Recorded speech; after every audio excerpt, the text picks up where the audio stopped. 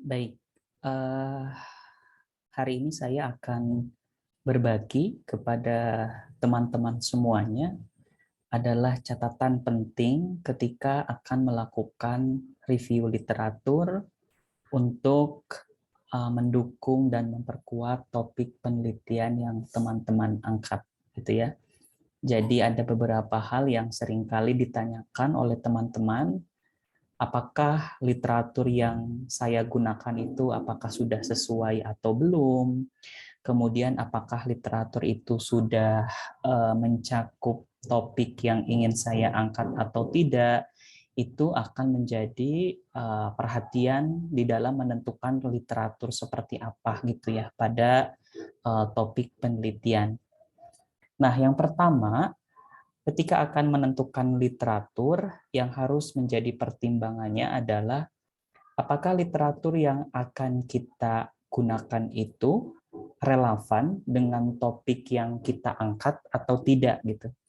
Karena ketidakrelevanan literatur dengan topik yang kita angkat mungkin akan berdampak terhadap ketidakkomprehensifan informasi yang akan kita peroleh gitu. Sehingga sejak awal ketika akan mencari literatur, pastikan terlebih dahulu bahwa literatur yang akan kita cari itu tepat sasaran dengan topik yang akan kita angkat.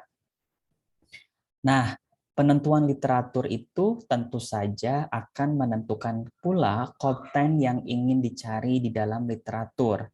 Apakah konten itu mendukung dengan topik yang kita angkat? Apakah teori di dalam literatur itu sesuai pembahasannya?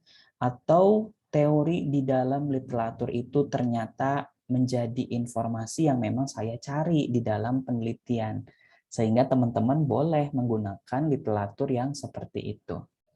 Yang kedua, untuk mencari literatur yang tepat itu tentu saja teman-teman tinggal menyesuaikan pada mesin pencarian literatur menggunakan kata kunci yang tepat gitu. Jadi kalau misalkan topik yang akan teman-teman angkat itu adalah cyberbullying pada remaja yang mengalami perkuliahan online, artinya kata kunci yang teman-teman gunakan pun harus sesuai. Jangan tidak sesuai karena nanti mungkin akan menghasilkan literatur yang tidak tepat gitu. Yang ketiga, ketika akan menentukan literatur yang tepat itu, maka pahami betul dan dengan seksama bahasa yang ada di dalam literatur tersebut. Otomatis kalau misalkan literaturnya berbahasa Inggris, artinya teman-teman harus mempunyai kemampuan di dalam memahami deskripsi menggunakan bahasa Inggris. Begitupun yang lainnya. Sehingga penentuan literatur itu akan sangat menentukan bagaimana topik yang akan kita gunakan. Yang kedua, apakah literatur yang kita gunakan itu berasal dari sumber yang kredibel? Tentu saja. Teman-teman harus menggunakan sumber-sumber yang kredibel. Yang kita ketahui sekarang misalnya adalah berasal dari jurnal dan buku-buku yang terpercaya. Untuk patokan jurnal, teman-teman bisa menggunakan jurnal internasional yang bereputasi. Sedangkan untuk patokan jurnal nasional, teman-teman bisa menggunakan jurnal nasional yang terakreditasi. Biasanya kalau internasional bereputasi, teman-teman bisa menggunakan Skimago, bisa menggunakan Google Scholar, atau menggunakan Science Direct, atau menggunakan Sage Publication, dan juga mesin database lainnya.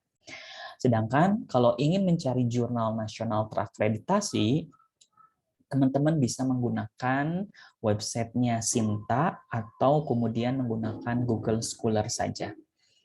Yang berikutnya, apakah dari buku itu boleh? Tentu saja boleh. Teman-teman menggunakan sumber dari buku selama buku yang teman-teman gunakan itu adalah sahih, artinya memang berisi tentang informasi yang relevan dengan topik yang kita angkat, dan juga buku tersebut menjadi rujukan banyak orang ketika akan menggunakan sumber tersebut.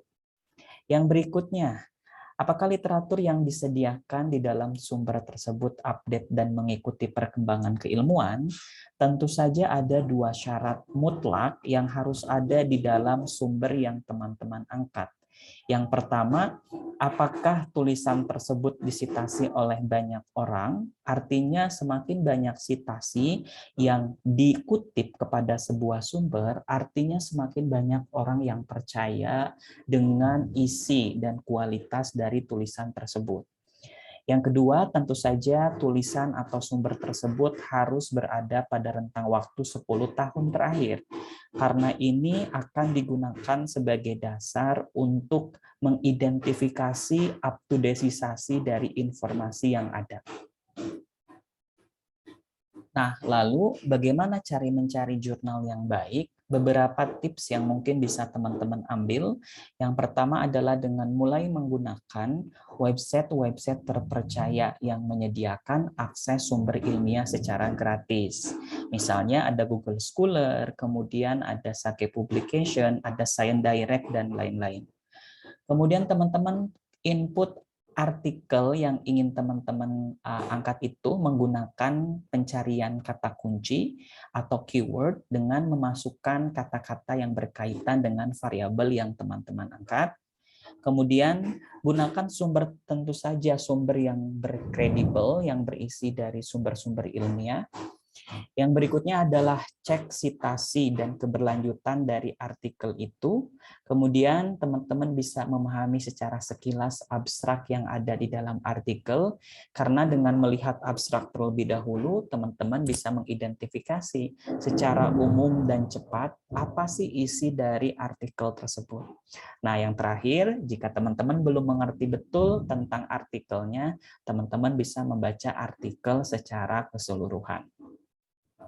Nah, pertanyaan lain adalah bagaimana kalau sumber utamanya itu lama? Apakah saya tetap harus menggunakan sumber yang lama itu? Yang harus dipahami bahwa sumber utama itu menjadi dasar penting ketika teman-teman akan menjelaskan suatu topik penelitian. Yang harus dilakukan adalah melakukan identifikasi apakah sumber yang lama itu memiliki kelanjutan atau tidak. Dan kelanjutan itu harus dilakukan oleh si penulis yang bersangkutan. Artinya, kalau dalam psikologi, self-efikasi itu atau efikasi diri itu terkenal di launching oleh Albert Bandura. Nah, teman-teman tahunnya adalah tahun 1900 sekian. Nah, apakah si Bandura itu kemudian menuliskan kembali artikel atau buku sejenis tentang self-efficacy dengan tahun-tahun yang baru? Nah, itu bisa menjadi rujukan teman-teman. Yang berikutnya, gunakan rujukan lain yang kredibel dan mengacu kepada sumber itu. Artinya, kalau misalkan ada orang lain atau peneliti lain yang juga menggunakan rujukan tersebut, silakan teman-teman bisa menggunakan sumber tersebut. Kemudian perbanyak sumber yang baru dengan tahun publikasi lebih baru. Nah, ini akan mendukung teman-teman dalam melakukan kombinasi dan comparing. Teman-teman akan membandingkan sumber utama yang teman-teman gunakan dengan sumber-sumber yang baru. Sehingga kalau misalkan sumber utama teman-teman itu terbatas, teman-teman gunakan yang terbatas itu sebagai pondasi awal, dan yang menentukan lebih kuatnya adalah sumber-sumber pendukung yang lebih baru. Yang terakhir, ternyata sumber yang membahas topik penelitian itu masih terbatas. Apa yang harus kita lakukan? Gunakan sumber yang ada sebagai patokan, ya. Kemudian identifikasi istilah-istilah atau kajian-kajian terkait dalam satu bidang yang sama. Misalnya self-efficacy yang digunakan itu sangat terbatas. Tetapi ada pula artikel-artikel yang mereka membahas tentang efikasi nasional atau efikasi umum atau efikasi dalam bentuk lainnya. Nah, itu bisa menggunakan atau menjadikan sumber rujukan teman-teman. Kemudian gunakan terminologi lain itu untuk menjadi batu loncatan. Artinya istilah lain yang teman-teman gunakan itu bisa menjadi indikator untuk mencari sumber yang lainnya. Serta yang terakhir adalah sumber yang ada harus menjadi bukti untuk kebaruan tulisan kita.